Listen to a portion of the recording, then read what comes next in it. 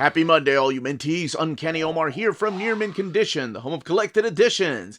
And join me today for your advanced look at the Fantastic Four by Mark Millar and Millar Hitch Omnibus from Marvel Comics. Believe it or not, this book has been in the making for over a decade. So, stay tuned.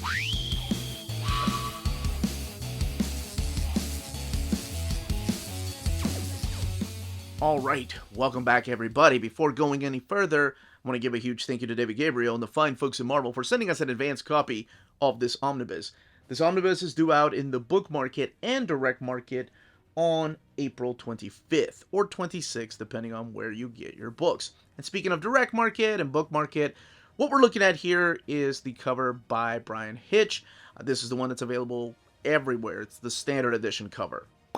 On the left-hand side is your direct market cover, that one drawn by Mark Silvestri. That one only available at places like your local comic book shop, or cheapgraphicnovels.com, Walt's Comic Shop, Dying Breed Collectors, Comics Bugle, Tales of Wonder, In-Stock Trades, Organic Price Books, DCBS, and places like that. And of course, there is a difference in the spine. So let's bring it back to this particular cover because everything underneath the dust jacket is the same. So this is a very interesting design for the Fantastic Four, and I'm basically talking about how big that font is right there. I don't know if that's what they're really using for modern era books because, you know, most of the times they're using the logo, or most of the time the font is smaller. I'm not talking about the Silver Age stuff where the font is smaller than, yeah, well, you all know. But anyway, it seems like with this, they just wanted to blow up the name Fantastic Four, Mark Millar and Millar Hitch. Here we have the cast of characters again of Sue, Reed, Johnny, and Ben. And I believe that was the cover of The World's Greatest, if I'm not mistaken, the first trade paperback. So speaking of trade paperback and collected editions, this run has been available before in trade paperback and standard size hardcover. And this also collects a couple of other things that have not been previously collected and collected in another trade paperback and standard size hardcover. But let's bring it back to this. Here we have the ISBN, rated Teen Plus, talking about what's collected in here and giving you a little bit of synopsis. The Fantastic Four go widescreen. And that's honestly the way this feels. Ever since Millar Hitch did Stormwatch, and then of course The Authority, came over to Marvel and did the Ultimates with Mark Millar, felt like they were really going for a widescreen summer blockbuster type of story. And this really feels like it, which we'll look at some of the artwork here in a second. But first, the question I'm sure I'm going to be asked, so I'll go ahead and answer. Where does this fit into the reading order of the Fantastic Four? My reading order is about 4 years old, so I need to update that. But here it is. This is where it belongs. It goes right after the Mark Waid and Mike Wieringo Omnibus. Now, there are some other stories collected in between the Mark Waid and Mark Millar Omnis that are not available in omnibus format, and that can be found in a series of trade paperbacks, but I'm mainly talking about the JMS era and the era of Dwayne McDuffie, which is so underrated. There's also a couple of Carl Kessel books that have never been collected in a series of trades, but these trades right here, and standard size hardcovers, because I was a monster, go between the Mark Waid run and this run right here. Then, of course, after this run comes this young man named Jonathan Hickman. And that stuff is now being reprinted. So, let's take it back to this right here. Let's look underneath the dust jacket, where we have Millar and Hitch are the Titanic 2, the creators, bio and the creators here, including Joe Ahern, which we'll talk about here in a little bit because it's important. In 2008, there were few names in comic books bigger than Mark Millar and Millar Hitch. So at the beginning of this video, I said this has been over a decade in the making. For those of us that have been collecting these collected editions or omnibus formats for years, there was something weird that snuck into the Amazon page, and it was Fantastic Four by Mark Millar Omnibus. That's all we saw. But we never had a date. I don't know if it actually made it into the catalog. This is long before I actually knew how to maneuver myself around the catalog. But it was in there, and it stayed there for over a decade. I think they just pulled it out whenever this actually got solicited, and here we are. So this has been teased for over a decade that it was coming. And honestly, I'm surprised it didn't get here faster, because with names like Mark Millar and Brian Hitch, they were huge at one time. I mean, they're still huge for a lot of people too. Let's look at the art on board here. Look at all those books. Now that is a collected editions type of library. And that's the kind of outfit you wear before you read your Omnis.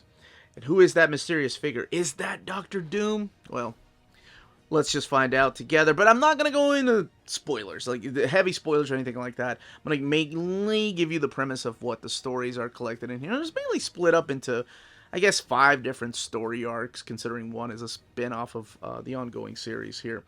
And then we got 1985, which is such a strange place to collect, but I'm glad it's collected. Now, let's open this up. Check out the artwork. Minor spoilers about some of the stories collected in here. Nothing big. Just in case, though. Alright, let's go ahead and crack this book open.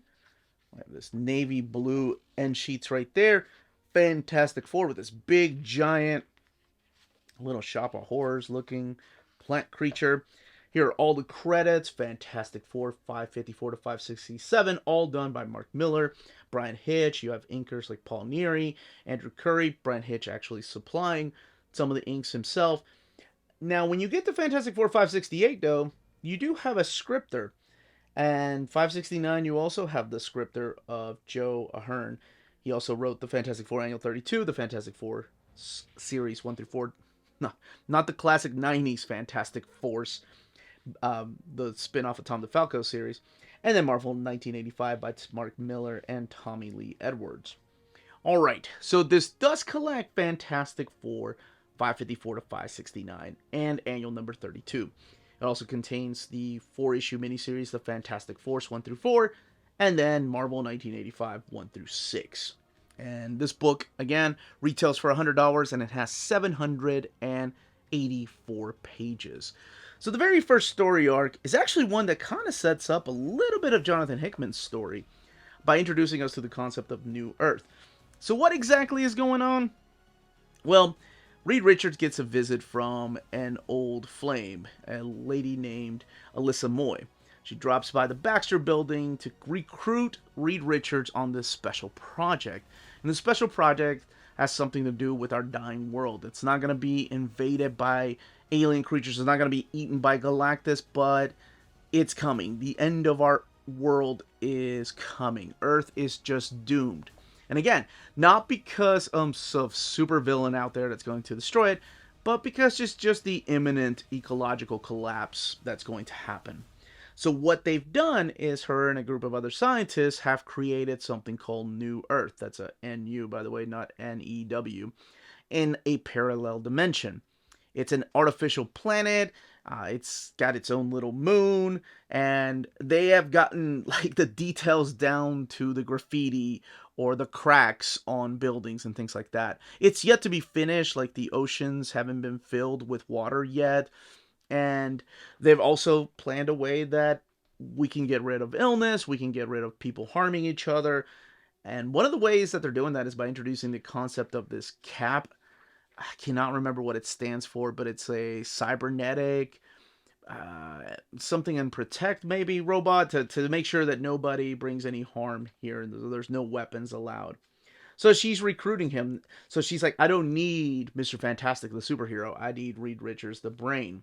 So that's what the first storyline is about this creation of the new world. And when you have a robot in charge that's putting away all kinds of weapons and harm and people that can cause harm, is that gonna go well? if you've read comics, you know that's not gonna go the way that they intended to go when you have a robot policing everybody and what the robot itself considers to be a harm to someone else. But there's other things going on too in the life of Johnny Storm. He gets introduced to this young lady right here. What is her name? Psionic.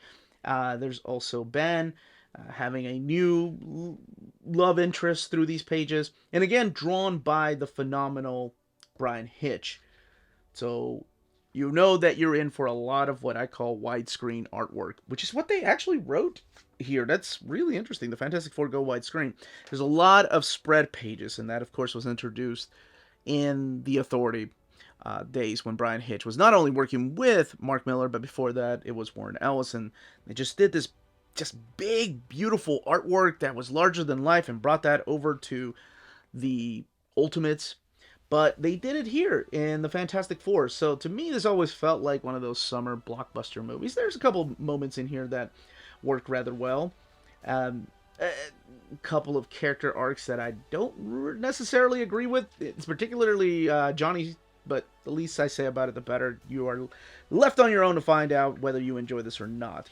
Then we're introduced to the second story arc, which is a bit of a spoiler as far as the title, so I'm not going to say what the title is, but it's all about Doctor Doom getting the crap beat out of him and coming and looking for Mr.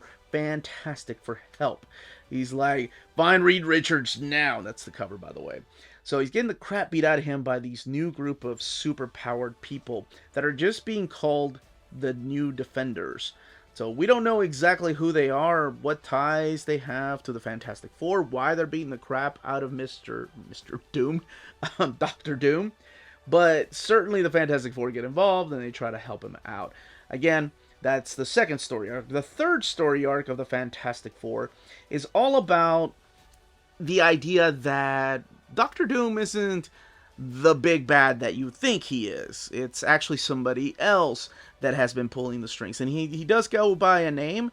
He could be his master, and perhaps Doctor Doom is the pupil. And that's what's going on. Though we also get a pretty cool issue about celebrating Christmas in Scotland. I thought that was a interesting break from everything going on in the Fantastic Four issues. But like I said, Mark Millar doesn't really get to finish his issues, as you saw. It was Joe Ahern, and he got to wrap up the script for the stories of the Fantastic Four, including the annual. Brian Hitch doesn't get to wrap up the last two issues. As a matter of fact, Neil Edwards and I believe it's Stuart Eminem come in to wrap up those issues too. So it kind of ends abruptly, but that's issue 569 right here, including the spread cover. It's collected in here. Now, after this is where you're going to find the Fantastic Four Annual number 32, which also serves as the cover of this Omnibus Standard Edition. This is all a story about Johnny Storm getting a big surprise from some lady that he's had dealings with. And of course, is it really everything that's going on? Is that real? Or is somebody pulling the strings of this master plan to take down Johnny Storm? Well, one way to find out. It's a really weird story. Then you get the return of Psionics, the Hooded Man, Light Ray, Natalie X, Ultron Alex, I think, and this big green guy who you can find out for yourself who he is. And yeah, this is the team that were beating the crap out of Doctor Doom, and you can find out why exactly. But anyway, that second story arc leads into this miniseries called The Fantastic Force. Again, has nothing to do with the Fantastic Force from the 90s.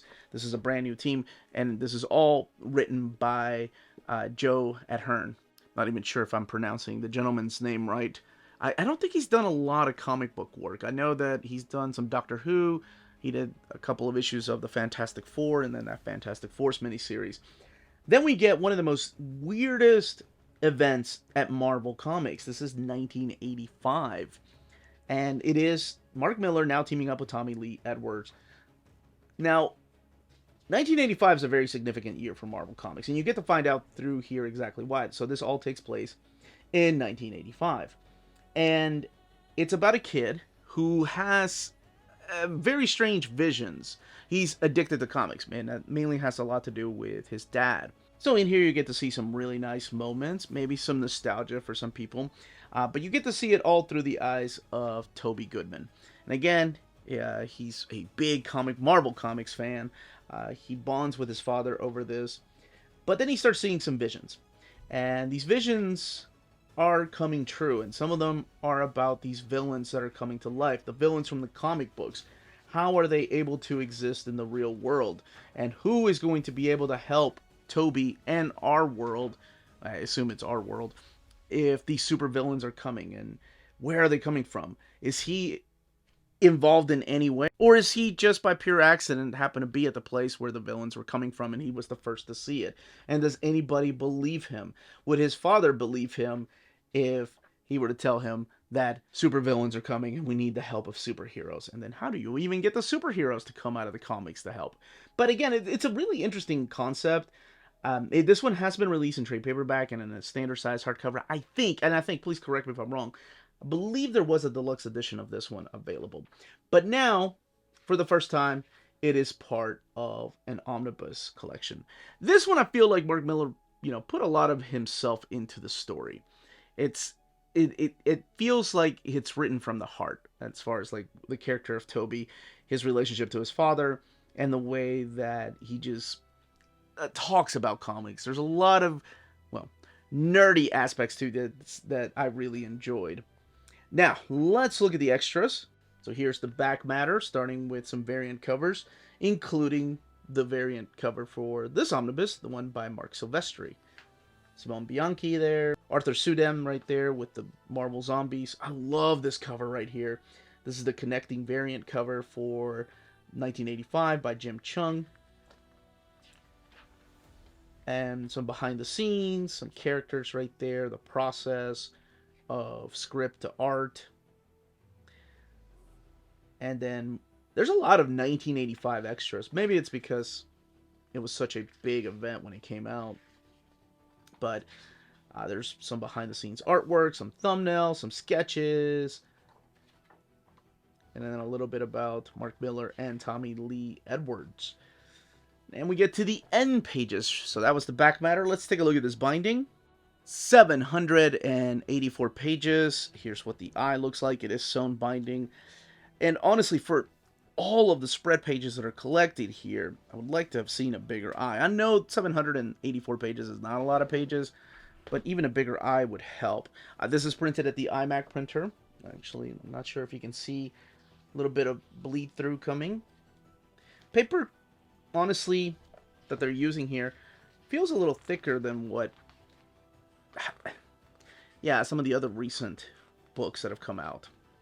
But let's see, here we go. So you can see some of the little frames coming through from the opposite page on the whites. Of course, it's always when it's the lighter colors. So luckily, I guess, if you think about it this way, there's a lot of dark happening in these issues here. Wanted to showcase, though, some of the spread pages. Like here. It's how a bigger eye would help in the way that the book lays over. So you do get a little bit of a gutter curve. So a little gutter loss right there, meaning you're going to lose just a little bit of artwork. It's not a good example because he's... Let's see. Alright, here's a better example. Of course, this is towards the first issue right here. This is issue number 554. But mainly in the kids' faces right here. You have to hold it down to see this little girl's nose or two eyes. I mean, it's there, but you do have to hold it down. And you can actually see the binding right there. So I've seen worse, but I've also seen better. And that, as they say, is that. If you're interested in purchasing this book, don't forget to check out our sponsors. If you're in Europe and you're interested in buying these books, definitely check out Walt's Comic Shop in Berlin, Germany. They have the cheapest pre-order prices, flat shipping rate of €12 for all EU countries, emails answered within 24 hours, waltscomicshop.com, and you can use the code nearmintcon at checkout and get free shipping for all EU countries with your first order over €40. That's Walt's Comic Shop, your reliable source for omnis and premium collected editions in Europe. Ding! CheapGraphicNovels.com, your online home for graphic novels and collected editions up to 50% off cover price. They have excellent shipping and prompt and helpful service. Check out their bargain deals for up to 90% off cover price. And don't forget that CGN also takes pre-orders. That way you don't miss out on the hottest releases. And they are currently running a special promotion for you Minties. If you're a first-time customer, after receiving your order confirmation email, reply back to that email and let them know Near Mint Condition sent you their way. They will then apply a free shipping promotional credit to your next order in the US. Cheap Graphic Novels, your source for the hottest books with the kind of deep discount, quality shipping, and customer service that will keep you coming back for more. And that was the content, the page count, and build of this omnibus. Let me know in the comments down below if you're getting Fantastic Four and Epic collections, if you're only collecting the Omnis, or if you're collecting oversized formats, so these fit with the deluxe editions. If you read this run, what you think about Mark Millar's run on the Fantastic Four. What other Fantastic Four era do you want to see collected in omnibus format? Like Tom DeFalco's era, oh, I would love to see that. But honestly, JMS and Dwayne McDuffie's would be really nice to see collected in omnibus as well. But that's it for me. Everyone, stay healthy and safe out there. Much love.